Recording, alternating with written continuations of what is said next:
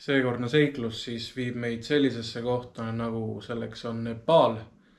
Ja Nepaali me ei lähe siis niisama puhkama, vaid suurem osa sellest reisist möödub siis mägironides. Varasemalt olen siis mõndade mägede otsa läinud, aga mitte nüüd nii kõrgele kui seekord on plaanis. Ja seekord siis läheme sellisesse kohta nagu Island Peak, 6200 meetrit. Ja võtan teid siis käes olevale seiklusele kaasa, et praegu olengi siin just asju pakkimas, et panen seljakotid kokku, siis tehnika, nipet-näpet tarvikuid, mis vaja on siin, kindaid, maiustusi, hügieenitarbeid, lipp kindlasti, siis riideid võtan ka minimaalselt, sest on plaanis koha pealt kõik osta. Ja mõne tunni pärast siis juba settingi lennujaama, et lennata Istanbuli. Ja Istanbulist meid ootab siis Katmandu lend, kõik kokku kuskil 13 tundi, et kohale jõuda. Kohale jõudes siis saame natukene seal Katmandus ringi vaadata ja siis alustame liikumist siis mäe suunas, et päris pikk periood tuleb, circa 18-19 päeva, et kogu üritus ära teha. Selle sisse siis peaks meil jääma Everesti baaslaagri külastus, igast sellised väiksemad mägikülakesed. Kindlasti peab ära mainima, et maandume ja tõuseme maailma kõige ohtlikumast lennujaamast. Ja kindlasti saab see päris siuke huvitav, hirmus kogemus olema. Ja käesolevas videos siis võtangi teid endaga kaasa, et kogu see pull ja trall linti võtta kogu emotsioonide ja asjadega. Ja vaatame siis, kus me omadega välja jõuame. Nüüd aga panen siis asjad lõpuks kokku ja varsti saabki sättida lennujaama poole. Asjad siis kokku pandud ja saab lõpuks siis lennujaama poole sättida. Ja üllataval kombel siis seljakotti ei tulnudki väga raske, et võtan selle patrullika endale selliseks igapäeva käimiseks ja suurema koti siis panen kõik matkavarustuse. Liigume siis lennujaama ära, vaatame, et saaks check-in ilusti tehtud ja alustame siis seda pikka reisi sinna Himaalaja poole.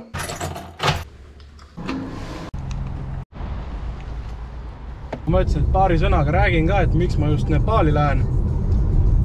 Huvitaval kombel siis eelmine aasta tekkis mul mõte, et tahaks Nepaali minna ja täiesti suvaliselt lihtsalt ühe YouTube'i video peale.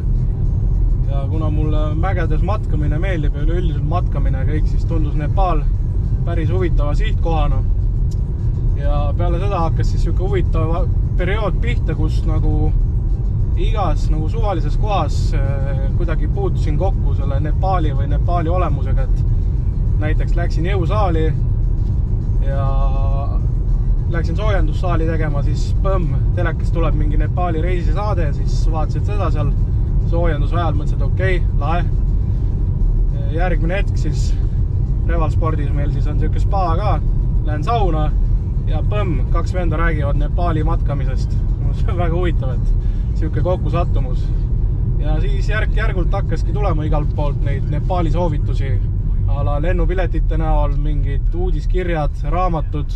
Kuidagi sattus tee peale nii palju seda, et kuni lihtsalt tundus aasta alguses täiesti õige asjana osta sinna lennupiletid. Ja nüüd ma siis lähengi sinna, vaatan mis saama hakkab, et ma usun hästi palju teatud sükestesse saatuse märkidesse või asjadesse. Ja ma usun, et see on mingi põhjus, miks ma pean sinna minema, et olles hästi palju seda kirjandust ja kõike lugenud, siis ühesõnaga seal nagu pidi nagu see vaimne mõtlemine siis muutuma mingil määral. Ja et ma lähen kogen ise ka, kas saan sealt mingit uut energiat või hoogu juurde edaspidistes tegemistes elus. Ja vaatame siis, kuhu selle seiklusega seal välja jõuame. Et praegu olen küll üsna põnevil ja ootan pingsalt sinna kohale jõudmist. Meil siin Tallinnas praegu on üsna kõle ilm, siuke tatine ja sügisene. Siis ma vaatasin, et seal on praegu 26 kraadit. Ja ma ei hakkan pikalt heietama, panin otse juba lühkarid jalga, et sinna jõudes siis võimalikult hästi ennast tunda. Nüüd aga lennujaama, viskame kotti ära ja siis naudime seda lendu sinna.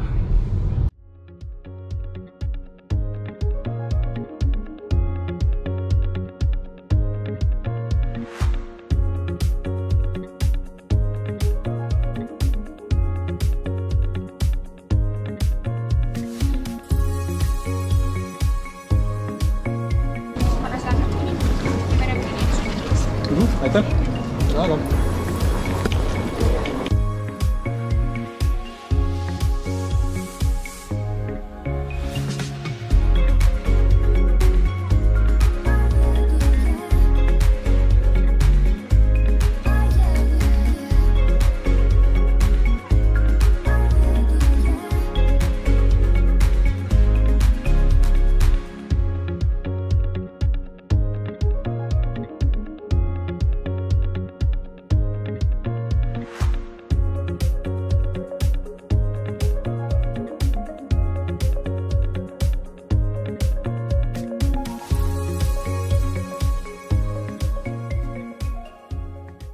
väike vahepeatus Istanbuli lennujaamas.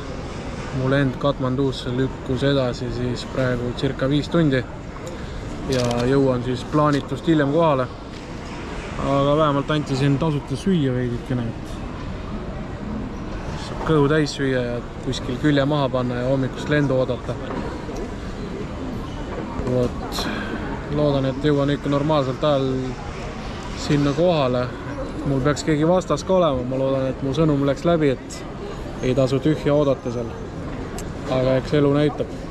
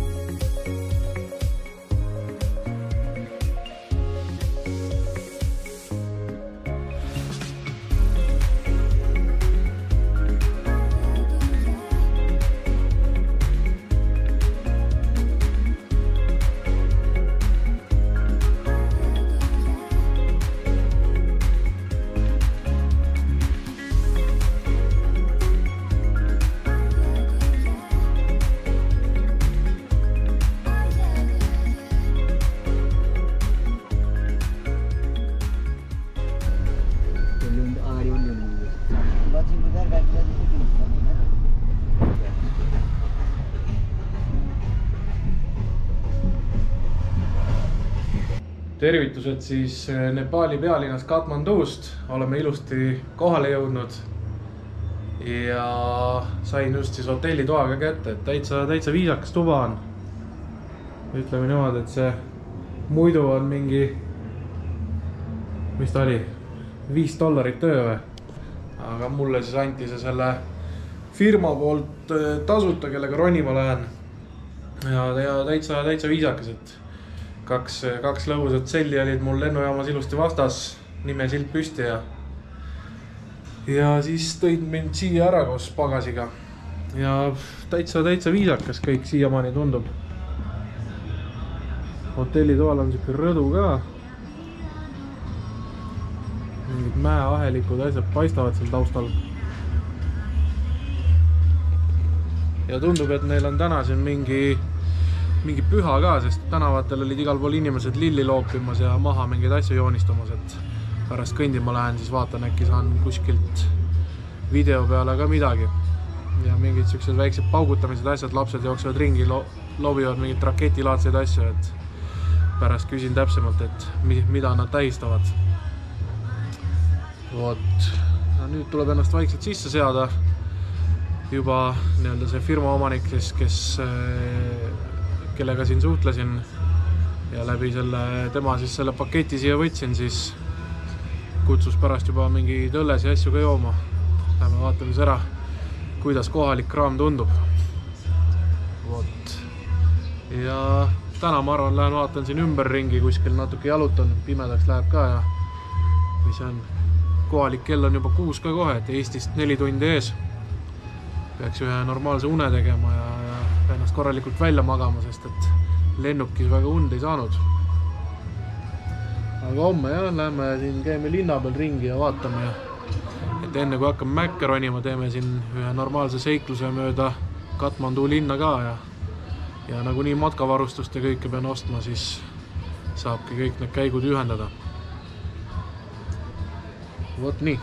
यहाँ म पूजा गर्दैछु होटलतिर आउनु न त्यहाँ आउनु न के भयो त यता आउँदा चाहिँ आउनु न यहीँ भइहाल्छ नि कफी ची Küsisin seda ka kohalikelt siis, et mida nad tähistavad siin või mis festival see on, et igal pool siuke mööl käib, siis öeldi, et valguse festival. Ja siin praegu on ka siis teevad mingit joonistust maha koos valgusega. Tulin istusin siia kohaliku baari maha ja juba andi esimene õlle ette, et öeldi, et kuna sa lähed mägironima, siis pead mägironi ja õlut ka jooma, et Everest laager.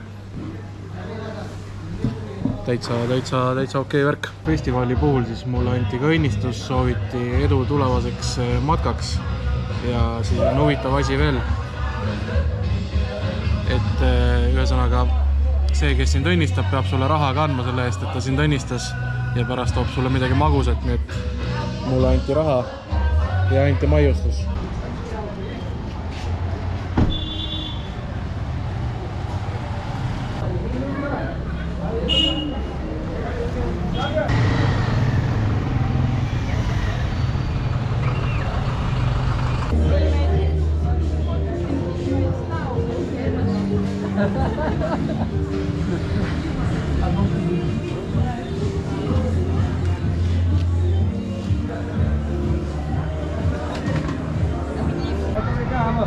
घर जाने मैले घर जाने हो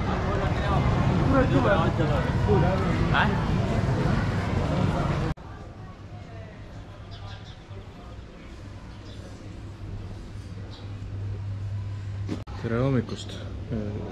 Uus päev, uued seiklused, kiire hommikusöök siin, siis läheme vaatame mulle kogu matka jaoks asjad välja, et mis ma ostma pean ja mingid asjad on nemad, et rangelt tahtis, et ma ei ostaks liiga palju, et neil on siin nii head asjad juba kokku ostetud ja investeeritud, et ma kasutaks nende omase.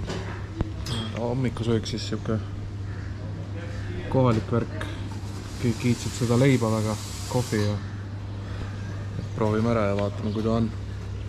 Ja peale seda siis lähen linna peale, vaatan, äkki saan kuskil mingid nipet-näpet matka asjad ja tahaks kuskil siis drooni ka lennutada.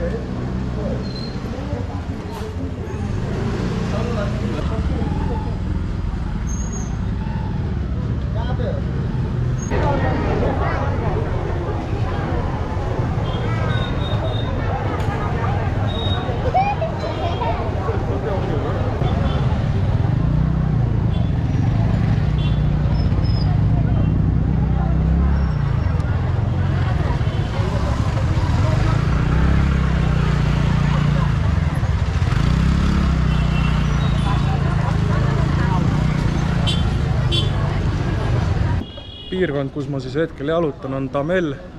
See on siis nii-öelda süke backpackerite süda, et kõik hotellid ja restoranid on kõik siia kokku kogutud, pluss iga kohalik tahab siin oma väikest poekest ka omada, sest siin on kõige parem teenistus matkavarustuse müümiseks, pluss suveniirid ja kõik muu pudi-padi, mida üldse vaja on.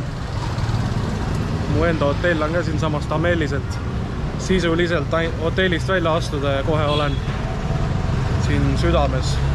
Ja nüüd lähengi vaatan, uurin ringi, et siin on igal pool igasuguseid templeid ja muid väikseid poekisi. Ja kuskil siis tahaks kohalikku toitu ka proovida veel lõunaks. Nepali tänavad on ühed väga lärmakad kohad, elu käib igas suunas.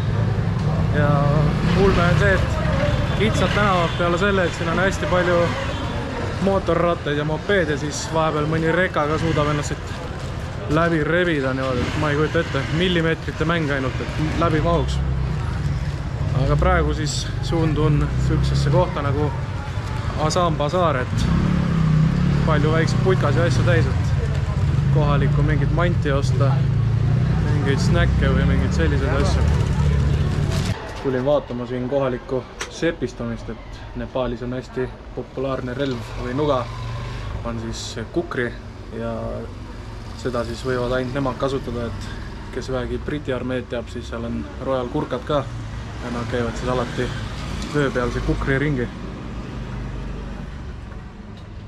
Väga hea relv, kus raskuskese läheb sinna tera ülesse ja väga hea raiumiseks. 18,180 rupees. Endal on ka eesmärk osta siit kuskilt endale üks kukri koju kaasa, et ammu tahtnud. Nüüd vaatangi, mis hinnaga need siin liiguvad. Authentic Gurkhas for the proper using one, it will be have like that. Very old design, very old one. Huvitav on see, et alati kui jõuab kuskile soojale maale, et olgu, et siin ei ole nii soe kui tahaks, aga siin on circa siuke 20 kraadi, et siis ei lähe kõht üldse tühjaks. Aga ma arvan, midagi peaks võtma, et päris ära ei kuivaks. Mõtlesin, võtan väikse smoothies.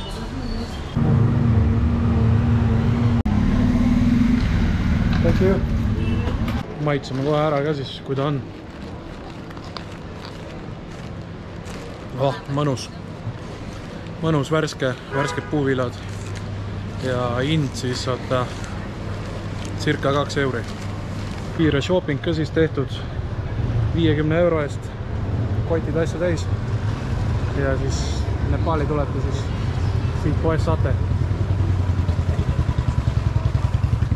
Pidin natuke palju kauplema, aga sain päris hea hinna neilt lõpuks kätte, nii et nüüd on kõik vajalik matkamiseks olemas, et saab vaikselt sättida sinna matka poole varsti. Nüüd aga peaks asjad hotelli viskama ja siis kuskil veel ringi uitama. Üsna raske on filmida siin kuskil, sest nii kui kaamera välja tõstad, siis kõik tulevad küsivad, kas sa oled YouTuber ja siis tahavad juba küsida, et mis su kanali nimi on. Normaalne hustle käib. Omadega hotellis siis ja tagasi jõudes siis väike üllatus nimelt, et mu toas on siis veeuputus ja anti siis asendustuba, mis on kõvasti väiksem, aga ajab asja ära, et voodi on olemas, õue näeb, aga jah, ei ole nii suur kui eelmine. Ja siin on siis, mis ma sealt poest sain, ühed siuksed paksemad matkapüksid, ühed hästi õhukesed, mille saab lõhkariks teha, vihmakindlad, siis kui hakkame tippu ronima, särised, särkpudel ja siis 3-kihiline jope, et seda saab 3 kihiks võtta. Ja kõik kokku siis umbes 55 euri, et pole üldse paha. Jah, ei ole küll originaal, aga üldiselt elu on näidanud, et tehakse sama hästi järgi, et saab veel pikalt hakkama nendega. Ja isegi kui nendega ei pea vastu see mägironimise retsk, siis mis seal ikka, kaasnev kulu lihtsalt ja tuleb eluga edasi minna. Vot. Nüüd ma arvan, teen ühe väikse kohvi ja siis lähen vaatan linna peale tagasi, et igal pool on siin festival käib ja möll käib, et äkki näeb kuskil midagi huvitavat. Üsna tüütu ka muidugi, et üks põhiasi, ma küll lugesin selle kohta, aga täna olen mitu korda õnge läinud, et ühesõnaga keegi tuleb pakib end kaasa, ütleb, et ta ei ole giid, ta ei ole see, vaata, et ta ei taha raha ega midagi, siis hakkab sind igale poole, tahab sind igale poole vedada või siis lihtsalt järgi kõndida. Ja lõpus on, et sa ei pea mulle raha andma, aga osta mulle süüa ja siis enam-vähem hakkab sind kuradi poest poodi tirima, aga vana hea, ma olen vaene eestlane ja mul ei ole raha seega, tšau, paka.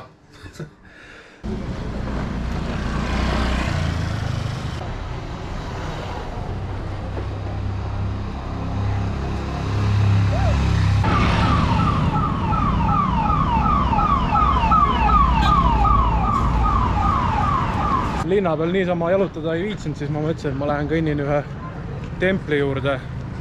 Väga vana süüke hindu-budismi tempel, väga vana ajalooga, et nende jaoks väga tähtis koht, siis lähen vaatan ka. Piltidelt näeb väga kena välja. Siia jõudmiseks siis terve aeg on üles mäge kõnd ja asub ta siis nii-öelda selle Katmandu oru tipus, et sealt peaks siis mitut kohta nägema Katmandu orgu linnale ja igale poole mujale, et lähen kõnnin sinna üles. Kohalik kell on juba süüke 5 varsti. Ise asi, kas seal avatud veel on, aga loodan, et on avatud veel, siis saab ringi vaadata seal.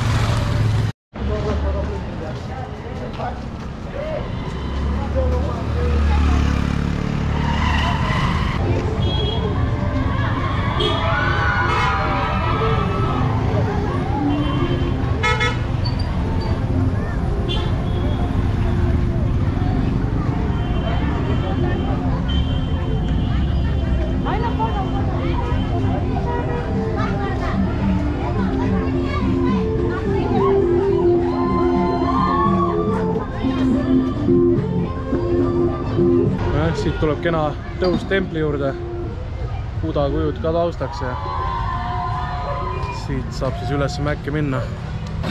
Igal pool rahvas jubeldab, pidutseb. Äge.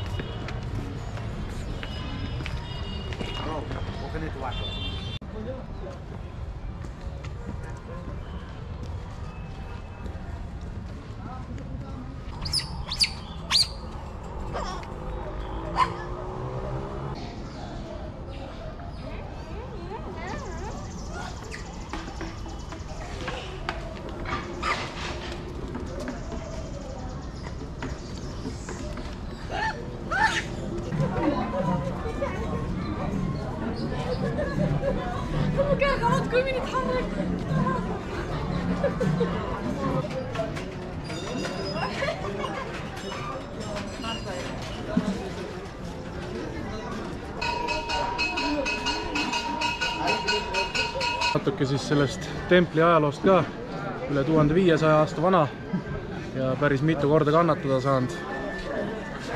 Kuskil 2011 sai see torn seal taga, sai elektri tabamuse ja sai tugevalt kannatada, siis hakati renoveerima. 2015 aastal oli väga tugev maavärin siin Nepaalis, mille järel siis see kogu templi osa siin sai väga palju kannatada ja peale seda renoveeriti ära. Ja siis, et seda torni renoveerida, sinna on pandud üle 20 kilo päris kulda, et see torn siis nii-öelda läikima lüüa. Aga igal pool on ahvid siin, teisisõnu on ka see Monkey Temple ehk ahvide tempel, hängivad siin ringi ja käivad küsivad pähkleid. Aga nagu ikka, igal pool, kus on niisugune püha paik, on ka palju kerjuseid, et kõik tulevad, küsivad raha kogu aeg. Natuke tüütu on seda raha siin jagada, et kui ühel annad, siis on 1 000 000 tükki kohe kohal. Nii et ma olen jätkuvalt vaene eestlane, kes ei anna midagi.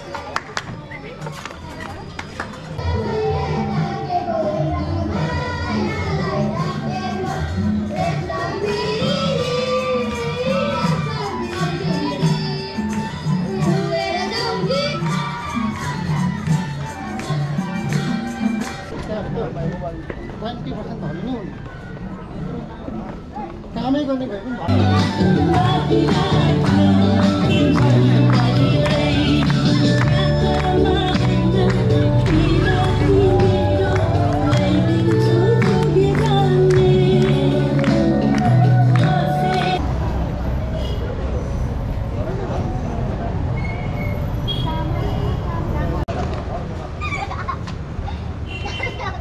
astusin kuskile söögikohta sisse ja kui ma siit nüüd toidumürgituse saan, siis teate, milliseid inimesi süüdistada, aga siin tehakse mulle siis nuudleid.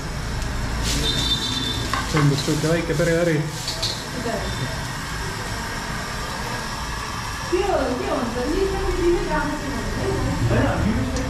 Vägev. Eks näis siis, kas mu kõht peab vastu või mitte. Tavaliselt ma üldiselt, kui ma reisin, siis ma otsin kohti, kus ainult kohalikud söövad. Ma nagu need mainstream restoranides ei viitsi käia. Aga see siin tundus okei, kohalikud tänaval soovitasid, seega proovime ära. Toiduks võtsin siis nuudleid ja mingi nuudlisupi. Kõrvale toodi chillit ka veel. Ja näost on näha, higivooleb päris vürtsikesed. Ma üldiselt vürtse nagu ei söö, aga vahest meeldib. Ja ütleme nii, et see chilli on ikka mõnus. Kõigepealt on siuke mahe ja siis läheb mõnusalt vürtsiseks edasi. Kohalikud seda kohta siin tänaval soovitasid, seega ma ei tea, praegu olen pool portsu nuudleid ära söönud ja ma ütlen, et täitsa mõnus. Hinnakiri ka seinal on.